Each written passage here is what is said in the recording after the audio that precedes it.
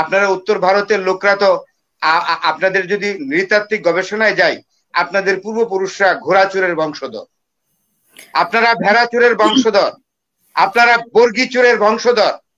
এত কথা বলেন কেন আমাদের মতো একটা সভ্য বাঙালি জাতিকে নিয়ে, যারা আমরা 5000 বছর সভ্যতাকে ধারণ করি?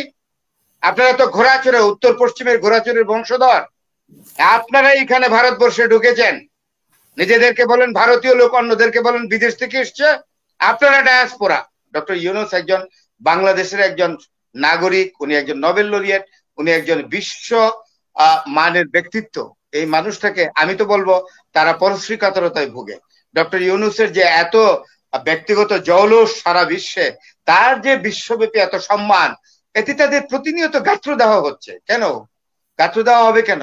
তাদের তো একজন Nobel laureate Amartya Sen doctor ইউনূসকে সাপোর্ট করেছে। আমি একটি সাক্ষাৎকারের কথা বলি, এগুলো বলতে হবে এখন। গাজালা নামে একটি মুসলমান মেয়ে, তার বাড়ি আগ্রায়, তার বাবা ট্যানারি বিজনেসম্যান এবং লিডিং বিজনেসম্যান আগ্রার। ট্যানারি বিজনেসে তো আপনি জানেন যে গরুর চামড়ার ব্যবসা। তার বাবা ব্যবসাটা বন্ধ করতে হলো, কারণ চামড়া ব্যবহার করা যাচ্ছে না, গরু কোরবানি বা কাটা বলে সেটা বন্ধ করে দিয়েছে। এমন পর্যায়ে গেছে এদের বাড়িতে তখন মবক্রেসি তৈরি হয়েছে, হিন্দু মবরা এদের বাড়িঘর ভেঙে ফেলার মতো অবস্থা। এই গাজাওয়ালা যখন সাগাবে, খুব এডুকেটেড মেয়ে, তার বাবাও খুব মানেড ম্যান, বড় ব্যবসা মনোপলি বিজনেস ছিল আগ্রা শহরে, ট্যানারি বিজনেসে। সেই মেয়েটা ডিসিশন নিল যে এন্টায়ার ফ্যামিলি তারা কানাডায় সেটেল করবে।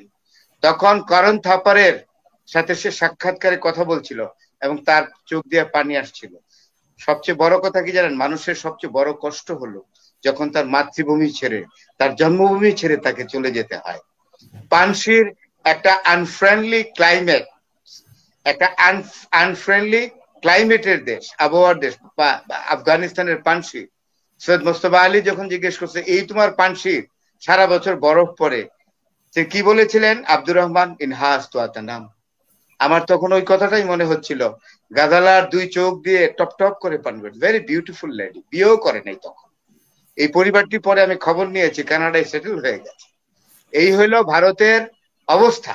মুসলমান Muslim community are being treated in a very otherised condition. আপনি দেখেন, আমি যদি এখন বলি যে অরঙ্গজেব মারা গেছে 318 বছর আগে, তার টম কেন ভাঙতে গেল বুরহানপুরে হায়দ্রাবাদে? কেন ভাঙতে যাচ্ছে? এবং সেখানে ইউনিয়ন ফোর্স ডিপ্লয় করতে হয়েছে তার টমকে রক্ষা করার জন্য, কারণ সারা পৃথিবীতে এটা খুব বড় ধরনের রেপারকেশন তৈরি হবে, তাই করে নাই। এবং এইটাতে নাগপুরে এটাকে কেন্দ্র করে সাম্প্রদায়িক দাঙ্গা হলো। সেই সাম্প্রদায়িক দাঙ্গায় কাকে দায়ী করা হলো? ফাহিম খান নামে একজন মুসলমানকে। এবং তাকে দায়ী করা হলো, তার বিরুদ্ধে মামলা মোকদ্দমা দেওয়ার আগেই বোলডোজার দিয়ে তার বাড়িটা একেবারে মাটিতে মিশিয়ে দেওয়া হলো। 5 তলা একটা বাড়ি, এবং সেটাও ট্রেডিং মানে কমার্শিয়াল জোনের মধ্যে। ফাহিম খান যদি সত্যিকার অর্থে অপরাধী হয়ে থাকে সাম্প্রদায়িক দাঙ্গার জন্য, তাকে আদালতে সোপর্দ করে তার বিরুদ্ধে অভিযোগ আনেন, মামলা দেন, কিন্তু তার বাড়িটা বোলডোজিং করা হলো। আপনি কি জানেন যে ভারতের বিভিন্ন জায়গায় মুসলমান খানকা শরীফ যেগুলো আছে, ওয়াকফা স্টেট গুলো আছে, সেটা হলো $14.2 বিলিয়ন মূল্যের সমস্ত ওয়াকফা জমিগুলো সব দখল করে নিচ্ছে। জ্ঞানব্যাপী মসজিদ যেটা আপনার বিহারে অবস্থিত, সেইটার মাটির নিচে নাকি মন্দির ছিল। আজ থেকে 550 বছর আগে প্রতিষ্ঠিত মসজিদ তারা ভেঙে ফেলার জন্য করছে। আদালতে মামলা করে স্ট্যাটাস কো করে দিয়েছে এবং দরজা বন্ধ করে দিয়েছে। Nobody is there exactly to go to the mosque to for prayer. কেউ যেতে পারছে না তো। তাইলে এইগুলো কিসের আলামত? তারপরে দেখেন, কথা বললে আমাদের বাঙালিদের, বাংলাদেশের মানুষ সম্পর্কে অত্যন্ত তুচ্ছ তাচ্ছিল্য করে বক্তব্য বলে। কতগুলো চ্যানেল আছে, এই চ্যানেলে কতগুলো লোক আসে, এরা এত, আমি কি বলবো, এত মানসিকতা এতটাই নিম্ন স্তরের যে এরা শব্দচয়ন কোথায় কিভাবে বলতে হয়, এবং এরা যে মিডিয়াতে কথা বলছে এই বোধটুকু তাদের নাই। আপনি ইরিটেটিং এন্ড প্রভোকেটিভ কথা সবসময় চালিয়ে যাচ্ছে। বাঙালি জাতি সম্পর্কে কি ওরা জানে? এই বাঙালি জাতি 5,500 বছর আগে সভ্য জাতি। আমাদের পঞ্চায়েত সিস্টেম ছিল, আমাদের ভূমি ব্যবস্থা ছিল, আমাদের গ্রামীণ জুডিশিয়ারি ছিল 5,000 বছর আগে। আর এই 5,000 বছর আগে উত্তর ভারতের লোকরা কোত্থেকে এসেছিল? উত্তর ভারতে আসছিল উত্তর পশ্চিমের অঞ্চলগুলো থেকে, যেখানে প্রায় মরু অঞ্চল, ঘাস পানি কিচ্ছু ছিল না। সেখানে তাদের একমাত্র পেশা ছিল গরু ভেড়া ঘোড়া পালন করা। তাদের এই জন্তুগুলা যখন পানি পেত না এবং ঘাস খেতে পেত না, তখন তারা পাঞ্জাবের বর্ডার দিয়ে তারা ভারতে ঢুকে। তারাই পরে নিজেদেরকে মানে পরিচয় দেওয়ার জন্য বলে আর্য। আর্য মানে একটা অ্যাডজেক্টিভ, সুন্দর মানুষ, সভ্য মানুষ। কিন্তু কাজ তো করছে এখন যা দেখছি অনার্যের মতো। কেন আপনারা নিজেদেরকে আর্য বলবেন আর কাজ করবেন অনার্যের মতো? আপনারা নিজেদেরকে বলবেন যে আমরা আমরা তক্ষশিলা, নালন্দা, তক্ষশিলা, তারপরে উদন্তপুর, বিক্রমশিলার এরকম ইয়ের সভ্যতার অধিকারী, 5000 বছর সভ্যতার অধিকারী। আপনাদের পুরনো সভ্যতা কি তাই বলেছে? আপনাদের 2500 বছর আগে আপনাদের দেশে জন্ম নেওয়া বিখ্যাত কূটনীতিক যে কৌটিল্য কি তার অর্থশাস্ত্রের বইয়ে এই ধরনের অসুন্দর অমার্জিত শব্দ লিখে গেছেন, যেগুলো আপনারা প্র্যাকটিস করেন?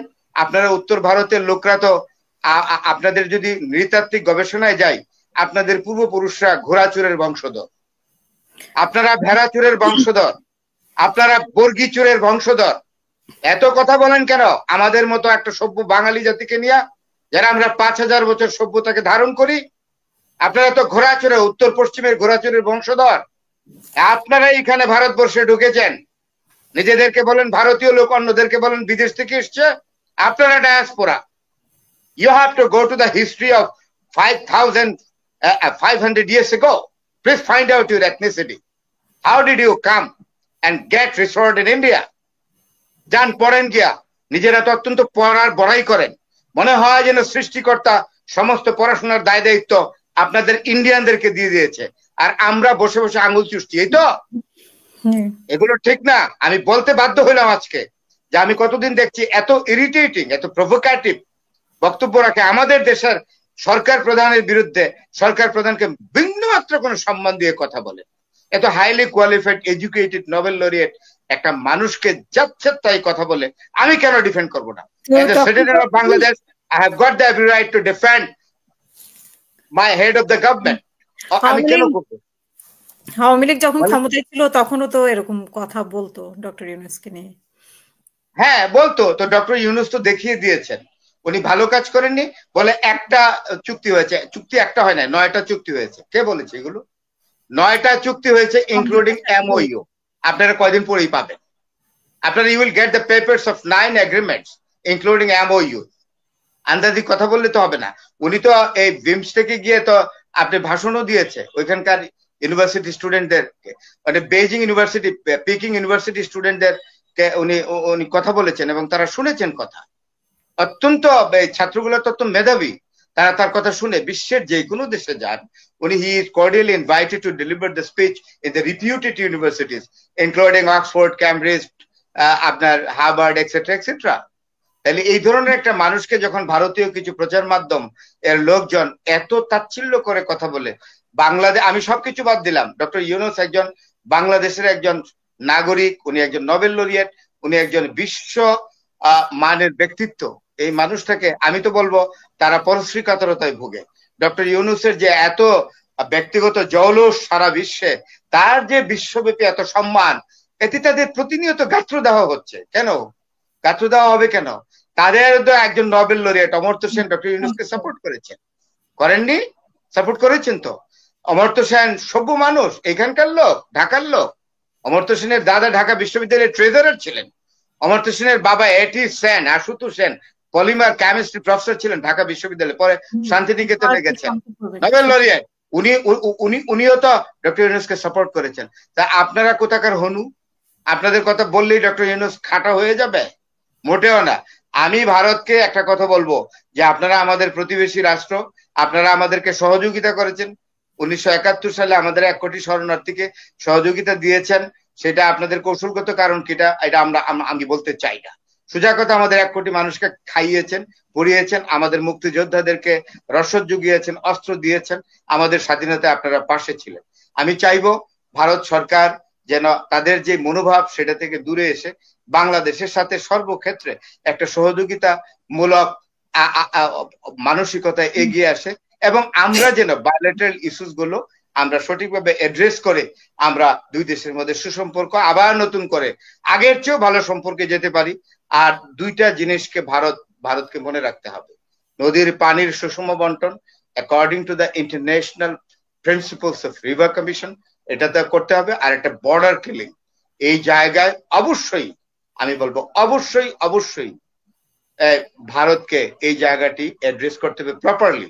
কথায় কথায় বর্ডারের মধ্যে পাখির মতো গুলি করে বাংলাদেশি লোকজনকে মেরে ফেলবে। বাংলাদেশে বর্ডার সিকিউরিটি ফোর্স কটা ইন্ডিয়ান মেরেছে? মারেনি তো। একবার একটা রৌমারিতে একটা ঘটনা হয়েছিল, এছাড়া তো আমি কোনো কিলিং দেখি না at the hand of the border security forces of Bangladesh, but it is a very frequent matter that innocent Bengali people are being killed by the reckless fire of the BSF. Why? It should be stopped. Thank you very much.